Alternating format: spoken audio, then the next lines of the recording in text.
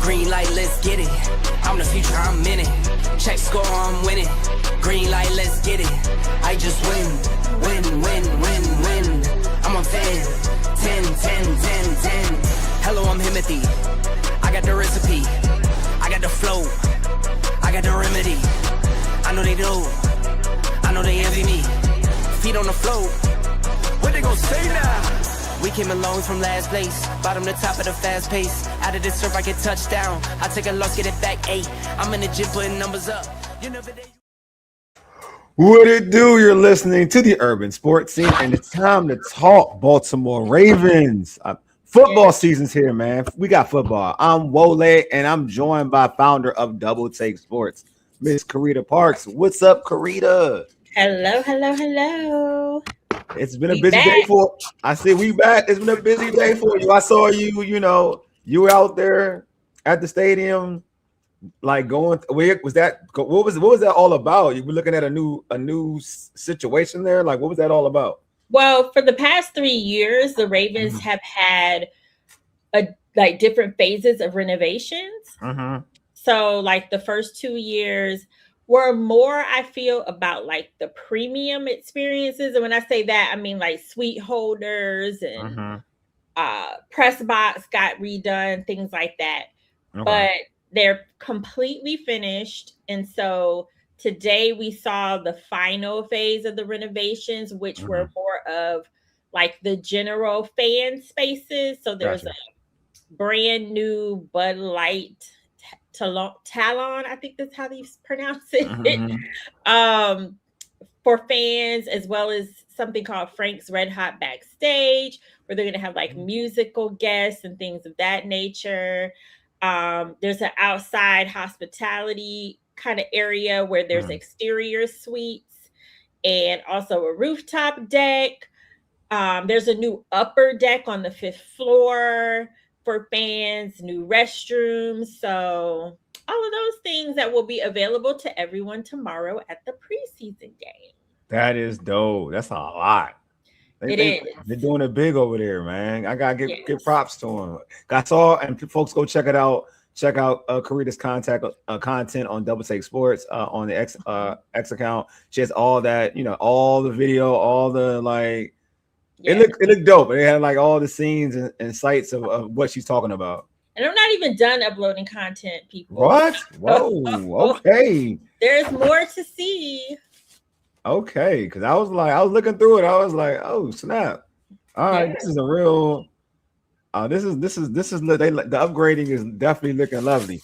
All right, before we dive into what people want to talk about football. I know. I'm sorry, we're talking about the stadium. I know we want to talk about football. What's part of the team though? I mean, that's a big part of the experience. Yeah, tell them, Carita, it's a part of the experience. Yeah, I know. That's why these upgrades are happening. The fans wanted them. Yeah, exactly. So not only they get to see Lamar, they get to feel good seeing Lamar. You know what I'm saying? So, but before we dive into this preseason game tomorrow. We got knockouts from logistics. Subscribe to our Urban Sports Scene podcast on Spotify, Apple Podcasts, TuneIn, iHeartRadio, and other podcast platforms. Just search the Urban Sports Scene. Make sure you subscribe to the Urban Sports Scene YouTube channel and Double Take Sports YouTube channels. If you're in the YouTube chat, we accept super chats. Super chats help us support our show. The super chats will be prioritized over all comments in the chat. Also, join our Urban Sports Scene Facebook group. Just search Urban Sports Scene, sports bloggers, sports podcasters, and sports debates. All right, here's the rundown. We're going to preview the Ravens' first preseason game of the year as they take on the Philadelphia Eagles, I mentioned, tomorrow at 7 o'clock at M&T Bank Stadium. Like Carita said, most of these folks that she was talking about will enjoy the stadium experience. Most of the folks out there, the fans, you will be enjoying the stadium experience. But now to dive into the actual football game, Carita, it looks like, I'm just getting your take on it. It looks like Lamar and most of the stars aren't expected are they expected to start or in play tomorrow? Not really. Not really? Okay. No. Now, the rookies, I don't think that it's going to be necessarily a lot of time, but I think they're going to get some time to get their feet wet because, on the rookie side of things, they haven't played in an NFL game. So my Paul's excited. Like he's asking, is Lane going to play? He's a rookie. As far as I know, I haven't heard otherwise, and I would expect him to play. Yeah, I do. I expect him to play as well. So for you, go for some of the folks out there. I mean, for some of the position groups, who has the most to gain? Which players have the most to gain against the Philadelphia Eagles? Excuse me, I can't talk today. Did you say players or position groups? In terms of battle of the position groups, or I can say which position groups, or you can even say player. Which who has the most to gain against the Eagles? It's like a group, or you can name a player. Well, yeah, I think it's like it's like a mix, right? For me, okay. From a player standpoint, I think from the running back group, Adam Randall, because he's been having a good camp, and what I heard is they want to see him like in game action, right? Can he carry that over to game action? So I think he's one person. I would also say the wide receivers, in the sense of, Jacoby Lane's been having an amazing camp, but same thing.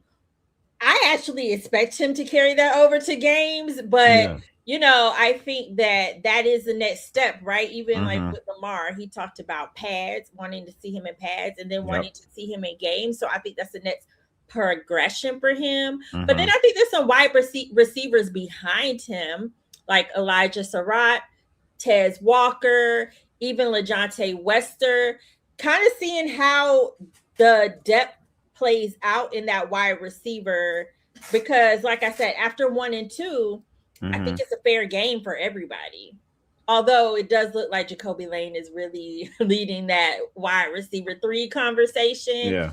Which, coming into it, I was like, I would love to see Ted in that role. And maybe he's actually someone who has something to gain now that we talk about it, because if he can outplay Jacoby in the games, then he puts himself back into the conversation. Yeah. And he typically plays well in preseason, to be honest with you, Tez. Yeah, so that'll be interesting. I also feel like the tight ends. I don't want to forget about the tight ends because I think first of all, I don't think any of the tight ends have been having a stellar camp.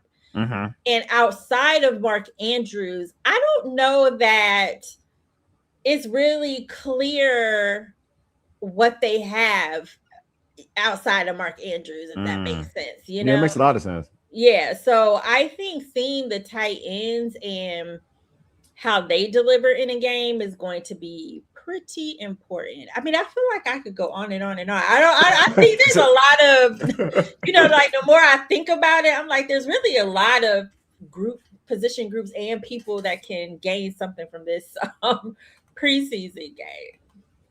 So I want to get your overall, just your opinion, since like usually the Ravens under Harbaugh, like their starters don't play that much in the first preseason game.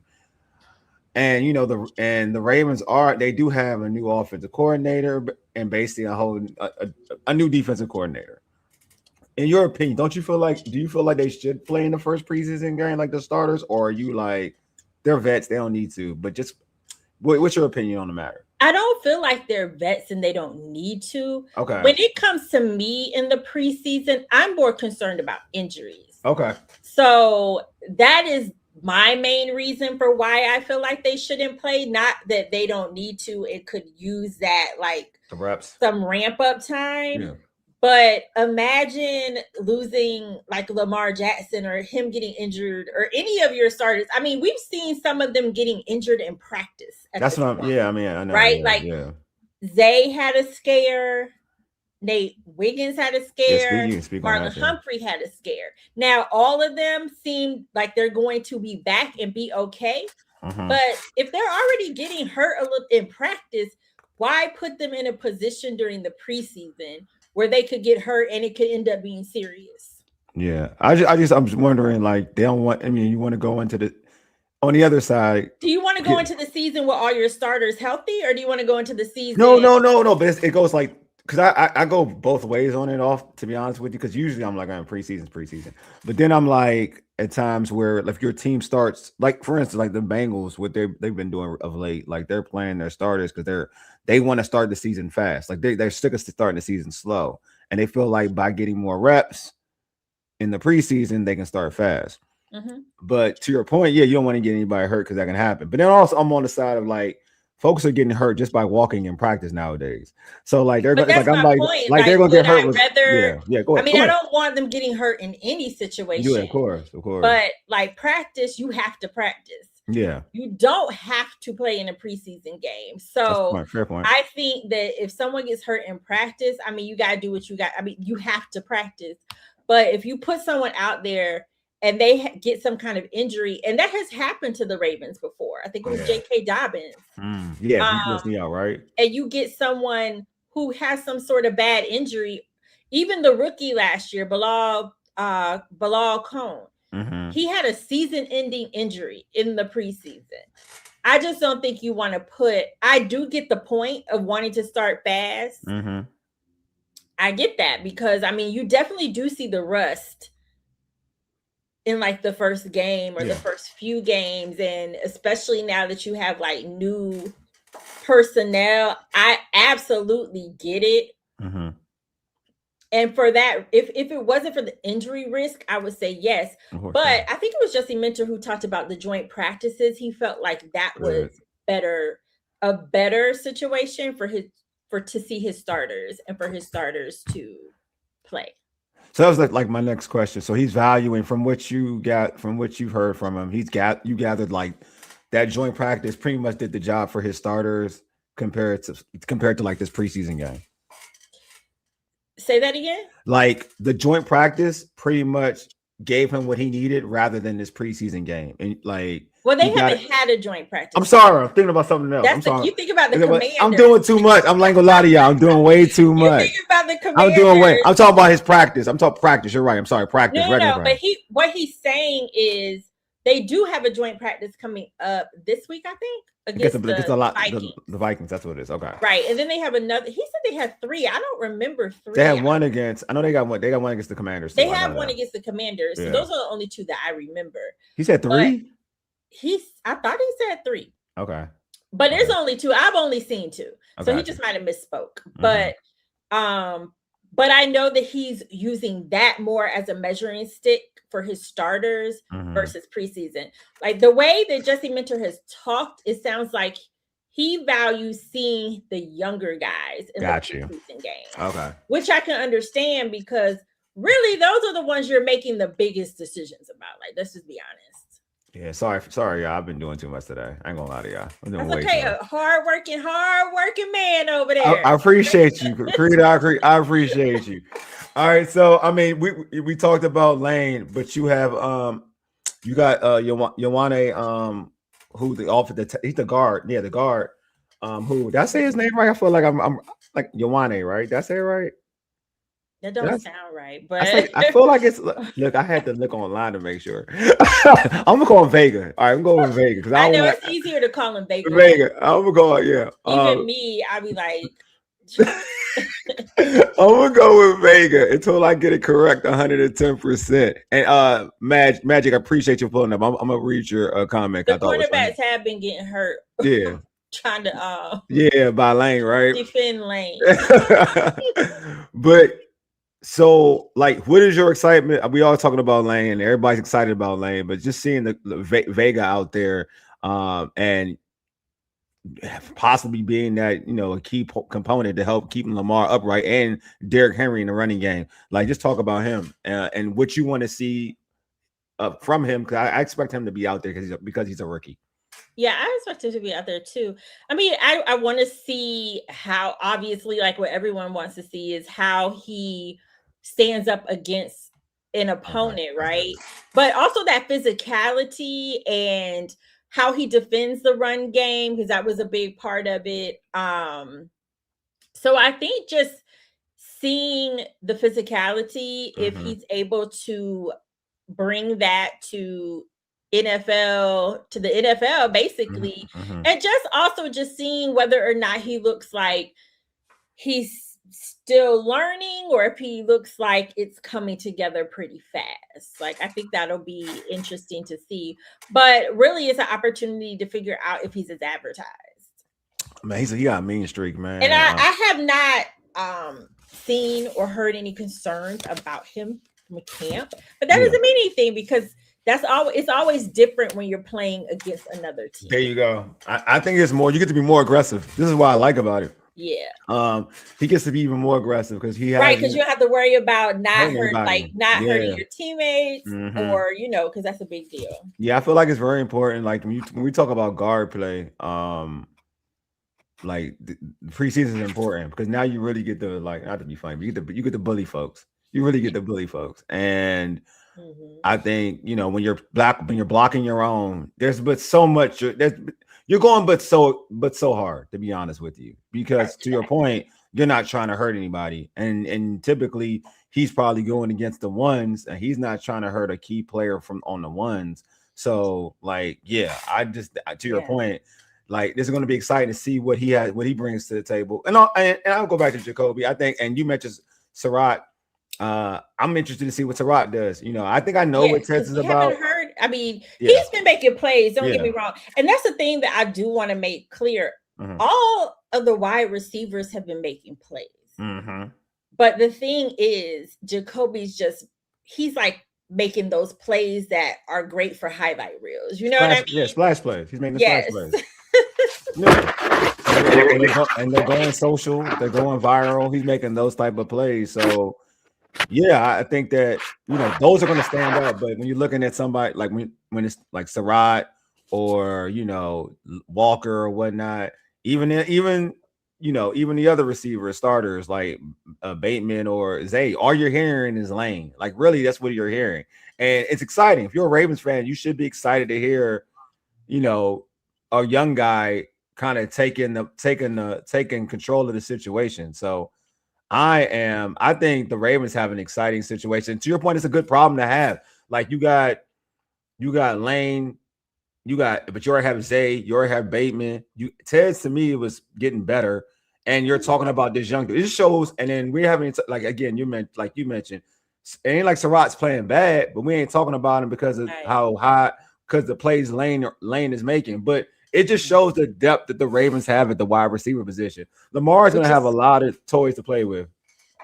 Yeah, and that is something from a wide receiver perspective that he hasn't had for a long time. Depth. Yeah. It's usually stopped at 1 and 2. 3 has been a little. They've had great wide receiver threes over the years, but I just feel like they were not used well. Yeah. And that's not Lamar's fault. Oh, not at all. What's going on, Frankie? How you doing, my man? Hey, welcome. And you said 2 and Bo knows 96-45. Two with Vikings. They have 2 joint practices with the Vikings. Probably 2 sessions. Well, good. That's good. I think those joint practices do reveal a lot. Because, like I said, I thought the Ravens was balling until I saw them with the Colts last year. I think joint. Like I said this before, I think to your point, joint practices are essential.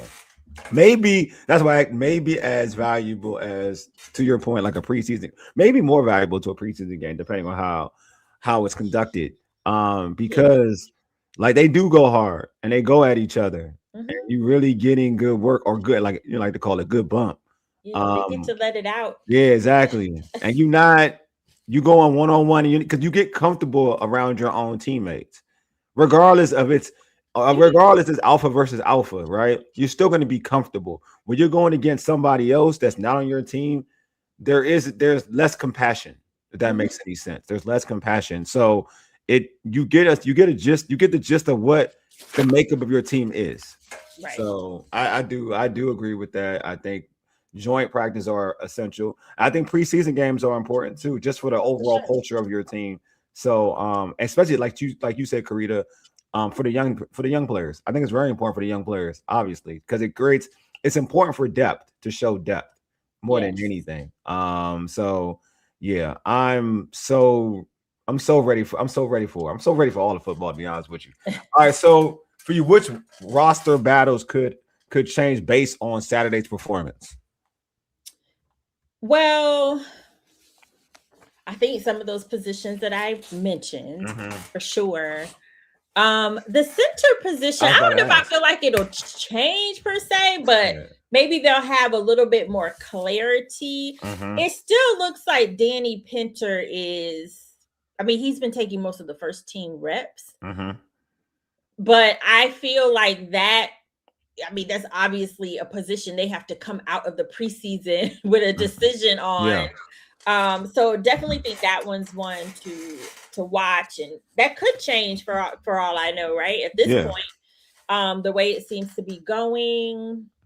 Am I missing anything else that I think would change? I know it could change. Sure.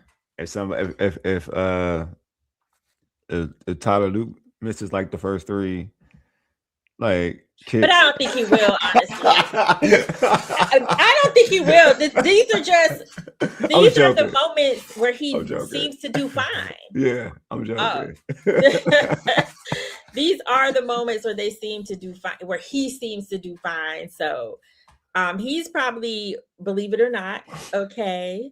No, he's okay. He should be okay. I like Tyler Luke. The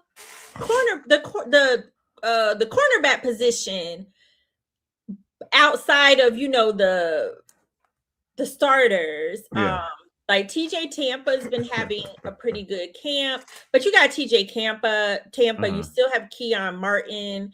I don't know if we'll see Bilal Cone, but Chandler Rivers. There's a couple of guys back there. So as far as the depth of the quarterback position, that'll be interesting to watch to see if that changes at all, because it very well could.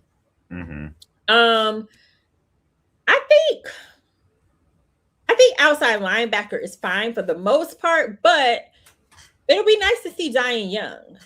Okay. Yeah, I would. Yeah, definitely. In a game, because how's he look?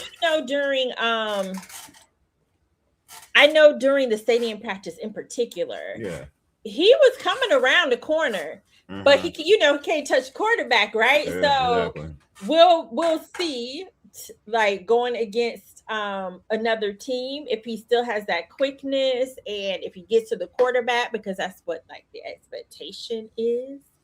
So I think that is, not necessarily that I feel something will change per se, but it'll be good to see what he's able to do. And I want to make sure we mention him, because that's a big one.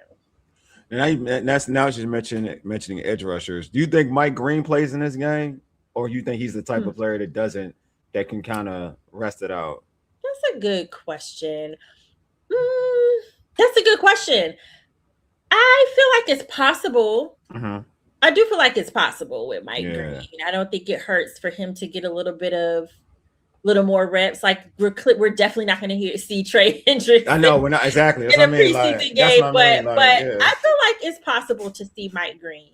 Yeah, Adisa Isaac as well, because he just got off a pup not too long ago. So yeah, Frank said tight ends will be interesting with Mike Andrews. Yeah, that's what I said too. She said that earlier. Yeah, I agree. That definitely is, because you don't have what's his face that plays for the Giants? Likely, you don't unlikely, and you don't even have Charlie Kohler, because they were different. Their strengths were different, but Kohler was, first of all, he was good at blocking, and he was reliable. When you needed him, he's not going to make the plays that Isaiah Likely made, but he was reliable. He had some big catches, though. He had some big plays. He had some chunk catches. He was always open. He was like, they forget about the fat white guy on the field. He said that? He said that. I'm quoting Charlie. No, you are. I know you are. Hey, yo. So he used to be wide open, but honestly, that goes to all the back to all the weapons the Ravens had. You had to focus your attention on a lot of other people, and there were times where he would just get left completely open. So Justice Hill is cool in his role as a second running back. So this basically is a competition between Ali and Randall, right, for the third spot. Yeah. That's what it is for real. Yeah. That's probably a big I can see that one being. That's probably like a big one. I like Ali though. That's gonna be I like Ali. Does Ali catch who catches the ball better from what you've seen so far? Who catches the ball better, Ali or Randall? Or you think they're like relatively the same from what you've seen? Relatively the same, but I think if I remember correctly with Ali, he has some issues sometimes with ball security. Gotcha. Mm-hmm. Okay.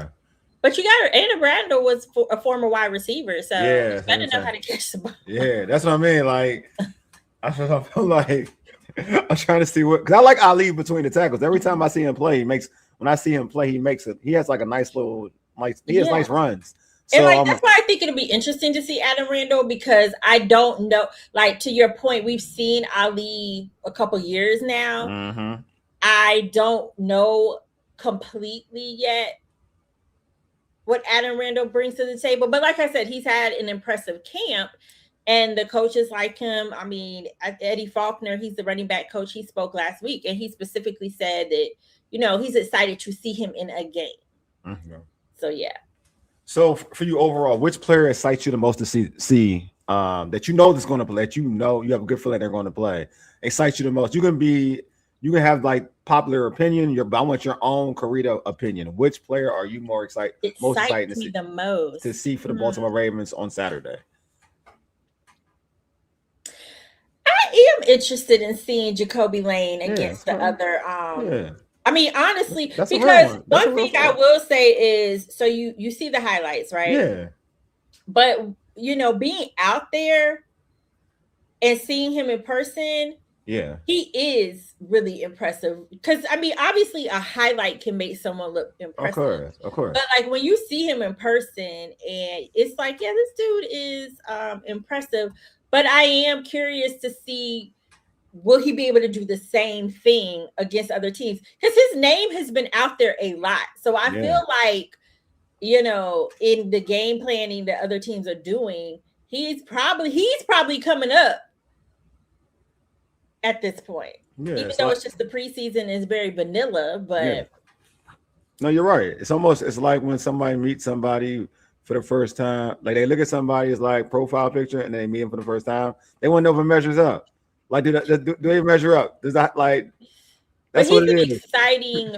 I put him as the exciting player because he actually brings excitement. He's brought his excitement. So, I'm very curious to see if that continues. But definitely a lot of the newer rookies, because we just haven't seen what they're made of yet outside of training camp. Yeah. And so, and I don't want to say exciting. That's a little I know what you mean though. But I'm bringing it up now because I just don't want to forget. I would say I'm kind of curious to see Carson Benson because he has made strides. So I'm just curious to see what he looks like in the game. And really, I mean, we haven't talked much about the offensive line, but the depth in that area is going to be pretty important too, because offensive line was one of the weakest spots last year. Outside of like the secondary having trouble, like offensive line was one of the weakest spots, and that was also one of the biggest areas that they were trying to improve with the draft, which obviously they did, drafting Vega first round. But just you do want to see the depth, because at the end of the day, if someone goes down, you want to know that there's others that can step up. Yeah, I mean, obviously, like they wanted to tackle offensive line. Plus, you got Lamar, so you better tackle offensive line. Exactly. Gotta protect Lamar at all costs. Yeah. So I mean, and I think they did a good job. I like Vega. I think Vega is going to be one of the best. He's gonna be a perennial Pro Bowler. I mean, I love his vibe and his attitude and energy. So I want to see him too, because he's like, nobody's touching my quarterback, and I want to see. nobody better touch the quarterback with him on the field. I mean, and they won't. I mean, I'll say this: if folks have watched him in Penn State, his play matches his vibe. Yeah. You know what I'm saying? He's all business for real, though. Yeah, he's all business. For real. So I just want his aggression is real. Like I'm saying, he's business for real. He's definitely business for real. Well, Carita, man, appreciate you for doing this as always. Before we end this stream, I actually will add to say this though. I do want to see. I want to see Elijah Sarratt. Like I do want to see him play. That's what I want to see. Yeah. I was very But that's what you're excited about. Yeah, that's what I'm excited about. I want to see his film. When I saw his film, I was like, yeah, I like this kid a lot. And like you're right. I haven't heard a lot about him during camp. Like I've heard about Lane, but I do think I do want to. I think he's my prediction and my belief is he'll be a better he's an in-game player. Like you'll know when he's going against an opposition in the game because I think he's steady. He's just real steady. Steady is a good. Yeah. Look, what do you mean? Yeah. What do you mean? What you mean? I like her. She's relaxed and funny. Am I serious? Am I too serious? Like I make everybody relax. I ain't gonna lie to you. That's the thing. That's the thing with me. Everybody who does the show with me are relaxed. Are you serious in reporting, Carita? Are you very serious? Maybe I am. Carita's I don't see how you can be funny, but when I'm really doing my recaps, it's hard to be funny because I gotta, thank you. Thanks for subscribing. Appreciate it. Thanks for subscribing. Yeah. See Vega. You know what I'm saying? I love it. I'm still laughing at the other thing. Oh, he said It said Vega Lane. Mm-hmm. Okay, Sarab. People he wants to see. Okay, got it. Yeah, that's a good list. That's a good list. Real good list. But Carita is funny. I'm gonna let y'all know Carita is funny. Yeah, you gotta catch. Yeah, you gotta catch me outside. They're telling you. They said, look, he just goes like that's my job, guys. Oh man! But come back to the show, Bo, and you'll get to see the fun, relax. Yeah, this is her. Yeah, she's cool, man. She be cutting up. Or catch me outside too, Yeah, catch her outside. But she be cutting up, man. She be cutting up. I'm not gonna lie to y'all. She be cutting up. She got jokes, man. Carita got jokes. You know what I'm saying? So, but yeah, Carita, before we end this stream, let folks know I didn't catch you on your socials. Catch your great content so Bo knows you cut up often. Yeah. Oh, you know what I'm saying? So yeah, I watch them all, but you got to bring your personality. I don't know what he wants me to do. Oh no, I think he wants you to cut up for real. He wants you to cut up. You want me to cut up while I'm recording? He wants you to get canceled on as you report, man. It's crazy. Bo tripping. Well, Bo, thank you for watching. Appreciate you, Bo, man. But I appreciate you. Regardless, thank you for watching me when I'm serious and coming to the show. That means a lot, though. For real talk, though. Seeing the fun. Look, man. When folks pay attention to your reporting, that's a good thing, though. That is a good thing. Yeah, but Carita, let folks know they catch you on social and catch your great content for Double Take Sports as well. Yes, you can catch me on social media at Carita C. Parks is my personal handle. But all of my work is through Double Take Sports. That's at DBO Take Sports. We cover NFL, NBA, WNBA, golf. We got it all. So make sure you follow. And we're also on YouTube. So subscribe to YouTube and then doubletakesports.com. You can find the articles and everything else on there as well. Man, this has been dope, man. Appreciate everybody in the chat, man. Yeah, thanks everybody for pulling up. 202. 2026 KM Eagles fans. I saw Eagles fan pull up. That's what's up, man. Appreciate you. And you didn't know you were talking real greasy about Lamar, but I appreciate you for pulling up, though. You might look, you people's. So I appreciate you, and I do, and I like Philly too, bro. I like Philly a lot. I mean, I like the area of Philly. I do. I like Ishka They Philly cheesesteaks. I like that. Is the drama overshadowing the WNBA? Ooh, that's a little bit. Yeah, a little bit. It's been a real good season too. I think it just depends. Like the Mystics have a really good storyline, but then you go over in the Indiana Fever. It seems always something, and that's what people are going to pay attention to is the drama. Yeah, because they make it something. Mm-hmm. They make it something like. Well, people choose that. Yeah, don't get me started. Outside people are making it something what it's not, and yeah, that's the thing. I'm just like, outside people make it I something. don't have time for it. You know what I'm saying? So, but yeah, appreciate y'all as always in the chat. Appreciate Carita. Anyway, you've been listening. Hold on, I gotta move this. All right, there you go. Now I can do it. Anyway, you've been listening to the Urban Sports Scene by Aegis Ayeti Deuces. We are out.